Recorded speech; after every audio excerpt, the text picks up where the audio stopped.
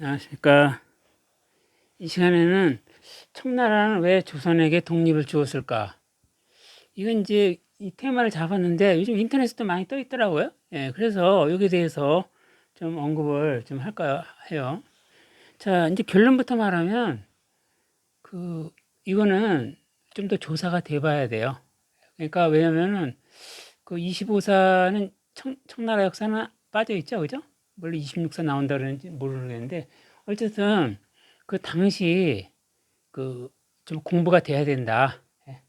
확실한 단정은 없어요. 그렇지만 이제 제가 보는 바를 말씀드리겠습니다. 지금까지 제가 보는 관점에서 청나라는 왜 조선에게 독립을 주었을까? 뭐 이런 서정 얘기 많이 나올 수 있어요. 저도 인터넷 검색해 보면 많이 나오는 있는데 아직 결정적인 확실한 저기는 없다. 결정적인 증거나 사료는 아직 이제 발견되지는 않고 있는데 다음과 같은 사정이 있는 것 같아요. 우선 그 제가 볼 때 우선 그 현실적인 여건인데 제가 지난번에 그 병자호론의 그 대첩지 두 군데 얘기했죠. 전선지 그 생창리 전투 그다음에 그 광교산 전투. 그래서 현실적인 여건은 이게 홍타이지가 병자호란 때 우리가 이제 그 교육을 받는데 그 홍타이지가 굉장히 충격을 받았거든요. 왜냐하면 우리 이제 역사 교육을 우리 역사 교육도 좀 개선이 돼야 되는 게 국사 시간에는 말이에요. 저도 이제 역사 시간을 배웠지만 중학교 때 고등학교 때 병자호란 하면 남한산성, 삼전도구려 이거 위주로만 가르쳐요. 물론 나머지 뭐 명천간에 뭐 저런 것도 가르치죠. 무슨 뭐 나머지 저기 대립이라든가 중간에 뭐 그 인조반정 뭐 여러 가지 이제 주변 가르치고 뭐 광해근담이 정권 바뀌었잖아요. 이런저런 거 가르치는데 그 주된 그 테마가 남한산성 나오는 게 남한산성하고 삼전도 구력 뭐 이런 거예요. 그래서 이게 좀 아쉬움이 있더라고요. 왜냐하면 우리가 그 승리한 전투, 싸워서 이긴 전투 이것도 좀 그 비중이 상당히 있는 건데 그건 아예 교육이 안 되는 것 같아요. 저도 못 받았고 우선 두 가지 전투 제가 인터넷에 올렸지만은 우선 광교산 전투요. 광교산 전투는 홍타이지가 엄청 충격을 받은 거거든요. 이게 보통 이만저만한 게 아니에요. 왜냐하면 자기 매형이 죽었으니까. 또 그 사람이 그 앙그리가 말이에요. 청나라 때 아주 최고 수준에 가는 그런 장군이었어요. 명나라와 싸워갖고 뭐 50여 차례 이상 저기 연전연승했고 말이에요. 그리고 저기 사위가 된 거 아니에요? 청태조의 사위가 됐고.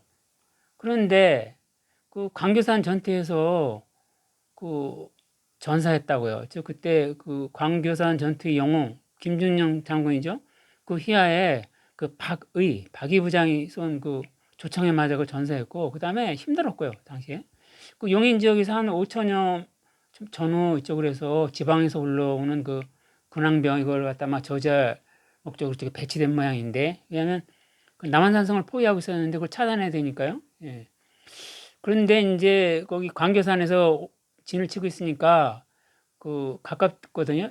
광교산이 용인하고 수원 사이에 있어요. 거기서 싸움에서 대패했거든요. 청나라군이 거기서 그, 그 조선군 얕보고 이렇게 뛰어들었다가 그 광교산을 갖고 완전히 아주 패전을 했어요. 아주 참패를 했다고요. 장군 사령관 전사였고요. 앙그리. 그래서 이게 이제 그 홍타이지한테는 청들이 엄청난 충격이었고, 이거 조선군 이게 만만히 볼 상대가 아니다 이 말이에요. 자기네 그 최정예 부대 하나가 완전히 참패를 해버렸으니까, 예? 충격 받았을 거 아니에요? 아마 그때 만만히 봤던 것 같아요. 이제 평지에서 싸우면 조금 유리했을지 모르는데, 그 광교산 얕보고 되돌았다가 참패를 당한 게 아니에요. 또 두 번째로 또 생창리 전투를 들 수 있어요. 생창리 전투에서 말이에요. 청나라 8기 부대가 아주 참패를 했어요. 이제 그 당시에 그 홍영구 장군하고 저기 누구야? 유림 장군하고 했는데 약간 의견 대립이 있었어요. 그런데 이제 유림 장군은 이제 그 군 출신이다 보니까 아무래도 좀 잘 대응한 것 같고 또 이 홍명구 장군은 문관 출신이다 보니까 좀 의견이 엇갈린 모양인데 그래서 거기 이제 평지 전투 원했고 유림 장군은 반대했고요. 그런데 이제 워낙 대립이 있으니까 각자 이제 따로 진영이 두 개 진영 나눠 싸웠는데 이제 그 평지에서 싸운 부대는 거기 거의 뭐 참패했고요. 그렇지만 여기서 이긴 그 저기 청나라 8기 부대가 이제 좀 경시했겠죠. 조선군을 약간 좀 우습게 봤을지도 모르겠는데 여기 유림 장군이 대기하고 있었어요. 그쪽에 그 생창리 그쪽 그 일원 계곡 그쪽 그 야산 그쪽이죠. 거기 들어갔다가 완전히 거의 전멸에 가까울 정도로 참패를 했거든요. 그래서 생창리 전투가 유림 장군이 그쪽에서 대첩을 올렸는데 이 두 개 전투가 아주 중요한 이 청태전 홍타이 제약에는 엄청난 충격을 줬으리라고 봐요. 왜냐하면 이 거의 그쪽에 그 광교산 전투도 그렇지만 생창리 그 전투에 참여한 팔기군도 그 굉장히 그 쟁쟁한 부대였거든요. 그래서 이게 이제 남한산성을 포위는 했지만 여기서 이게 조선하고 이게 독립을 안 시켜주고 장기전으로 할 때는 장담을 못해요. 물론 청나라군이 패전한다는 뜻은 아니에요. 그렇지만 당시에 이게 우리가 당한 것도 조금 재수가 조금 없었는데 우리가 대응이 조금 늦었죠. 걔네들이 이제 좀 특히 그 임경업 장군 백마산성 안 거치고 이렇게 바로 들어온 것 같은데 저희가 대응이 좀 늦었어요. 만일에 이제 강화도로 만약에 옮겼다면 상황이 달라질 수도 있겠죠. 왜냐하면 또 지방에서 올라오니까.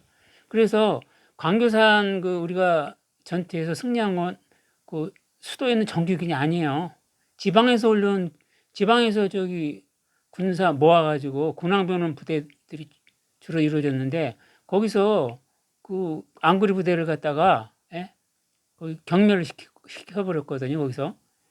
그래서 이제 그게 이 청나라 8기 부대가 자기들과는 이제 막강하게 생각하고 했지만은 명나라하고는 좀 달랐어요. 명나라하고 싸울 때 말이에요.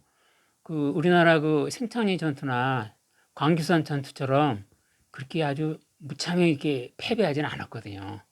그냥 이렇게 어떤 기싸움에서 밀려서 좀 패배하는 정도지.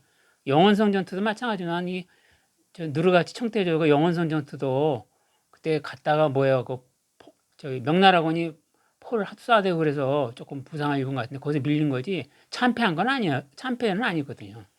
그래서 그런데 아이고 저기 송타이지가 10만 대고 나왔지만은 두 군데서는 무참한 패배를 당했고요. 그다음에 그 남한산성도 우리가 이제 패배한 거는 기록이 되어 있고 화해가 이루어졌지만 그 어떻게 보면 좀 뭘까 재수가 없다랄까 조금 억울한 패배였을까? 이 장기전으로 가게 될 경우에는 청나라도 참 어려운 상황에 빠진다.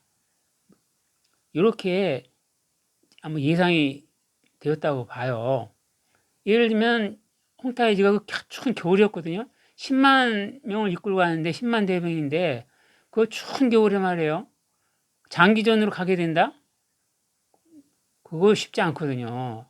왜냐면 걔네들 물론 이제 전투 식량도 갖고 왔겠지만 또 그 병사들 불만이라는 것도 있거든요. 장기전으로 할 경우는 그러고 있어요. 이거는 이제 우리 저기도 그래요. 우리 윤관 장군이 17만 대군으로 그 여진 정벌 할 때요. 금나라 이전이죠. 금나라 땐 전쟁이 한 번도 없었어요. 우리하고 사이가 좋았거든요.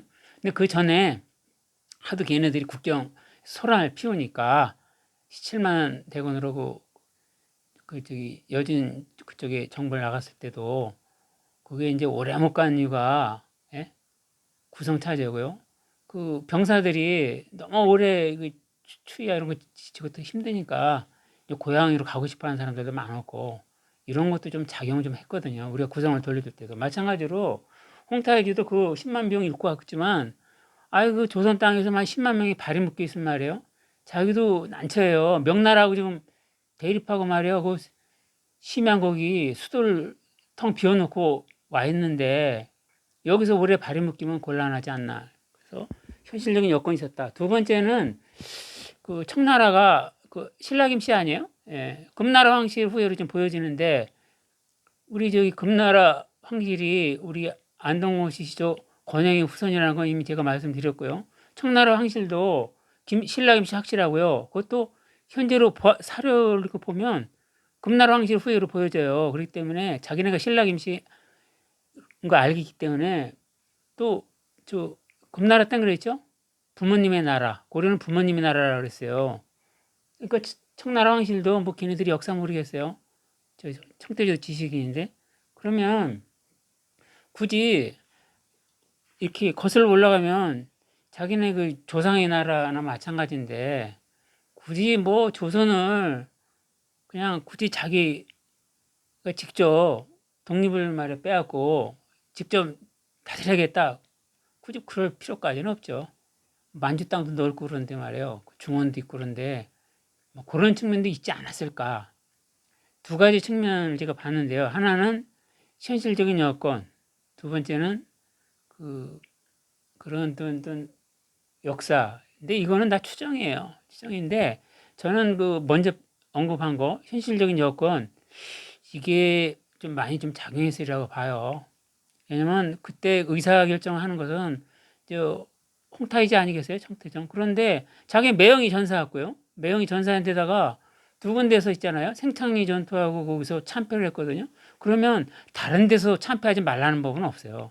그 당시에 제대로 된 싸움은 좀 더 없었죠. 뭐 남한산성 외에는 없었잖아요. 그 당시 우리는 수습이 좀 덜 됐고 우리는 분할이 돼 있었고요. 군사력이 청나라는 집중돼 있었고 이래서 우리가 분리했던 것 뿐이지 만일로 이제 시간이 흘러갖고 이 조선도 많이 전국 각지에서 말이에요. 근황병이 보이고 어느 정도 이제 날씨가 따뜻해 갖고 봄이 돼 갖고요.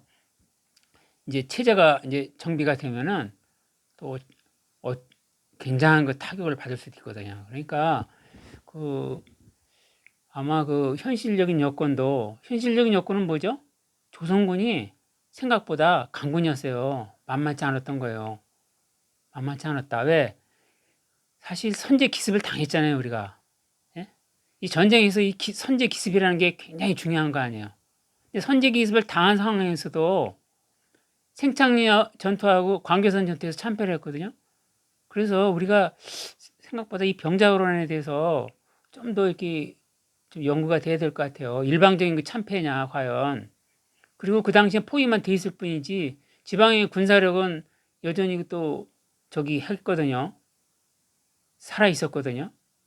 그 지방에 있는 군사 일부가 와서 광교산에서 8기군 격파했고, 그죠?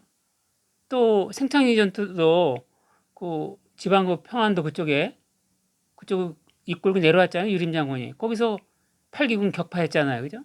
나머지는 또 알 수 없죠. 충청도, 강원도. 그냥 우리가 그 당시에는 이제 숨들일 틈도 없이 미처 그냥 이렇게 어수하는 상황, 준비가 안 되는 상태에서 선제 기습을 당했기 때문에 그렇지. 그게 이제 체제가 정비가 되고요. 그 날씨가 그땐 겨울이었는데 봄이 되고 여름이 되고 만약에 이제 차츰차츰 정비가 되면은 반격에 나서면 자기들도 어려울 거라고요. 그래서 저는 청나라는 왜 조선에게 독립을 주었을까? 이유는 아직은 몰라요. 결정적인 건 모르지만 내가 볼 때는 조선군이 생각보다 강했다.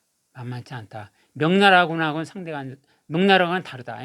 명나라는 달랐어요.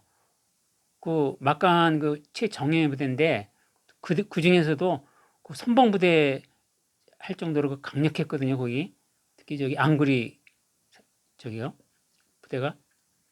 자, 이 시간에는 그 청나라는 왜 조선에게 독립을 주었을까? 여기에 대해서 뭐 최종 결론은 아니지만 제 개인적인 의견을 한번 말씀드려봤습니다. 자, 시청해주신 분은 구독, 좋아요 눌러주시면 큰 힘이 되겠습니다. 감사합니다.